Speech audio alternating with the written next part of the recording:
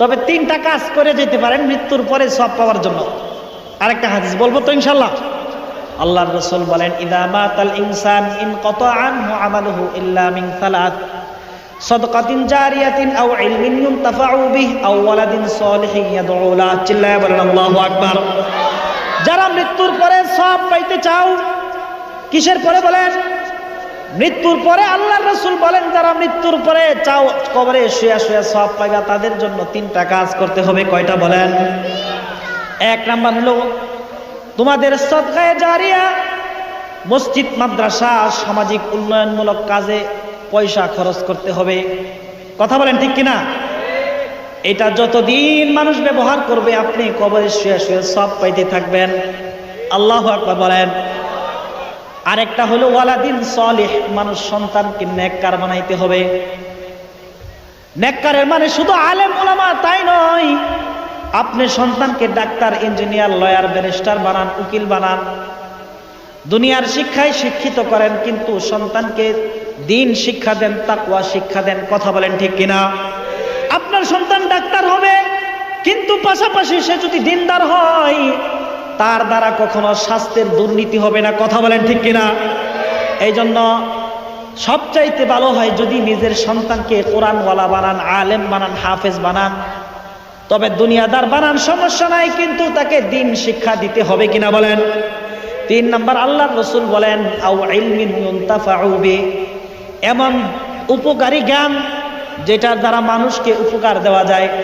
যেমন মাদ্রাসার উস্তাদরা ছাত্রদেরকে পড়াইতেছে, আবার এই ছাত্র যখন শিক্ষক হবে সেও তার ছাত্রদেরকে পড়াবে। কথা বলেন ঠিক কিনা? এই যে একটা এলেম শিক্ষা দেওয়ার গুরুত্বপূর্ণ মহৎ কাজ যতদিন চলবে, যারা এটার শিক্ষা দেয়, এটার ক্ষেত্রে দান সদকা করে, সকলেই সওয়াবের একটা অংশ কবরে শুয়া শুয়া পাবে। সুবহানাল্লাহ পড়বেন না? তাহলে আমরা 5 জিনিসকে কদর করব 5 জিনিস আসার আগে।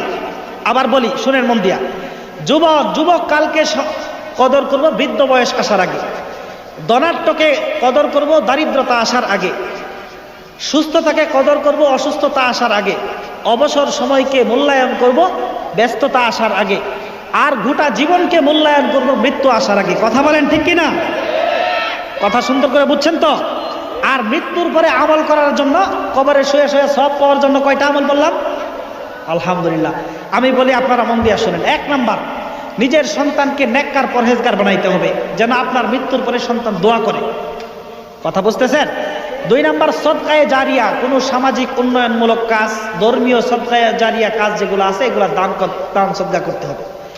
3 নাম্বার হলো প্রয়োজনীয় দ্বীনি উপকারী জ্ঞান শিক্ষা দিতে হবে নিজের সন্তানকে, অথবা নিজের সাহায্য সহযোগিতায় যাদেরকে শিক্ষা দেওয়া যায়। সন্তান যদি দ্বীনদার না হয়, আপনারা গত 2-3 দিন আগে দেখছেন, পত্রিকায় আসছে, চট্টগ্রামের এক লোকের রিটায়ার্ডের পরে 50 লক্ষ টাকা, মৃত্যুর পরে তাকে অ্যাম্বুলেন্সে রাইখাই সন্তানরা এই টাকা ভাগাভাগি নিয়ে ব্যস্ত। এটা নিয়ে ঝগড়া হয়েছে, থানা মামলা, পুলিশ পর্যন্ত হয়েছে। নাউজুবিল্লাহ বলেন। আমি মনে করি এমন সন্তান থাকার চাইতে সন্তান না থাকা আরো ভালো। কথা বলেন ঠিক কিনা? যেই সন্তান বাবার লাশ দাফন করা বাদ দিয়া নিজেরা সম্পত্তি ব্যস্ত করায় ব্যস্ত হয়ে যায়, তারা কখনো সুসন্তান নয়। কথা বলেন ঠিক কিনা? এই জন্য আপনার সন্তানকে ইউনিভার্সিটিতে পড়ান, হ্যাঁ, আপনার মিডিয়াম পড়ান, বাংলা ইংলিশ মিডিয়ামে পড়ান, ডক্টরি পড়ান, ইঞ্জিনিয়ারিং পড়ান, লয়ার বানান, আর্কিটেকচার বানান, জাগতিক যত শিক্ষা আছে দেন, আপত্তি নাই, কিন্তু সন্তান যেন দ্বীনদার হয়। কথা বলেন ঠিক কিনা? দ্বীনের পথে থাকার অনেক মাধ্যম আছে, দাওয়াত ও তাবলীগ আছে। এই যে আমাদের আজকে যে হযরতরা আসতেছেন, উজানি পীর সাহেব হুজুর, ইসলামী আন্দোলন বাংলাদেশ, চরমনায়ের দল, বা এই ধরনের যত হক পীর মাশায়েখ আছেন, তাবলীগ জামাতের দল, উলামা একরামের বড় জামাত আলহামদুলিল্লাহ আছে, তাদের সাথে সম্পৃক্ততা রাখতে হবে। কথা বলেন ঠিক কিনা? এই যে কথাগুলো বললাম, আল্লাহ তাআলা এর ভুল ভ্রান্তি ক্ষমা করে আমাকে সহ আপনাদের সকলকে আমল করার তৌফিক দান করুন। উচ্চ আওয়াজে বলুন আমিন। ওয়া আখিরু দাওয়ানা আলহামদুলিল্লাহি রাব্বিল আলামিন। নামাজের প্রস্তুতি গ্রহণ করুন, 7:30টায় নামাজ হবে ইনশাআল্লাহ। আসসালামু আলাইকুম।